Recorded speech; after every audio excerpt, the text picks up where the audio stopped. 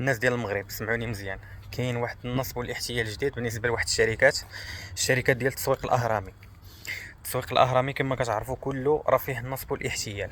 المهم واحد الشركه اللي هي معروفه دابا سميتها كيونيط، هذه ردوا منها البال حيت راه كاين غير النصب والاحتيال.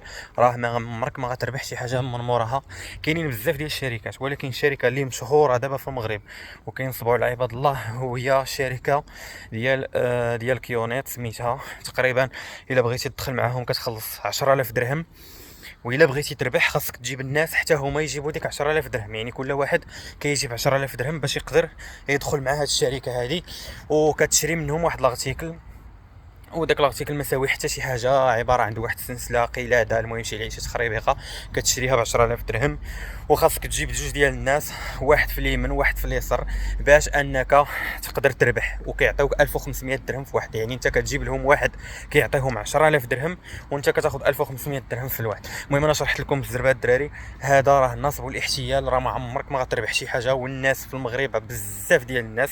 هادشي كان وقع في 2016 وراه رجع دابا عاوتاني. راه هاد الايامات عاوتاني راه بداو كيديروا هادشي. وهاد نفس سميتو راه وقعت في مصر. راك ما شفتوا ديك الشركه اللي وقعت اللي مشات دخلت لمصر، وحتى هي دارت بحال هكا التسويق الاهرامي وخضات للناس فلوسها ومن بعد سدات وزادت. المهم ردوا البال، راه ما كايناش شي خدمه كتعطي فيها الفلوس. وغادي نخلي لكم واحد الفيديو ان شاء الله وتفرجوا في هاد البنات هادو اللي تنصب عليهم من طرف هاد الشركه هادي. غادي نخليه لكم معايا في الفيديو هنا، نتوما تفرجوا في الفيديو وديك الساعه شاركوا معنا في لي كومونتير واش هادشي واصل عندكم، واش كاينه هاد الشركه حداكم، واش المهم يعني اللي دايزه قدام هاد التجربه هذه يديرها في لي كومونتير باش الناس تستافدوا. ما تنساوش الدراري تبارطاجيو الفيديو باش تعمل فائده. راه تبارطاجي الفيديو يقدر يكون شي واحد غادي يطيح في هذا الموقف وتقدر تنقدو.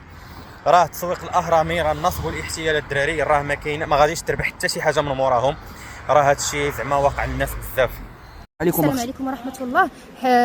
سميتو حنا واحد الناس نصبوا علينا واحد الشركه سميتها كيونات، كيقولوا شركه كيونات. جابوا في الاول بنت خالنا قالوا ليها السلام عليكم وعليكم السلام، حنا واحد الشركه غادي تجيبي لنا مليون، غتعطينا مليون وغتشري من عندنا واحد لارتيكل، حيت هما دايرين فحال سميتو فحال سيت انترنت. غتجيبي مليون تحطيها، وملي غتحطيها خصك تجيبي جوج الناس اليمين واليسار. تجيب الاول يحط مليون والثاني يحط مليون، وتبداي تربحي منهم 250 درهم للواحد، وتبقاي اشاك فوا تجيبي الناس باش تربحي. حنا هاد السيده فاش دوينا معاهم وقلنا لهم السيده بغات تخرج من هاد الشيء، حنا ما عندنا ما نديروا لكم، نتوما بعثوا لنا ارتيكل وحنا خدينا الفلوس. هاد الشركه كينصبوا على الناس، خاصها تجيب ناس اخرين. نصب علينا هي خاصها تدخل حتى في النص، تدخل على ناس اخرين وتجيبهم. يعني جيت انا واختي مني جلسنا معاه سيد ما عنده لا وثيقه لا محل لا والو، في قهوه محشره في القهاوي.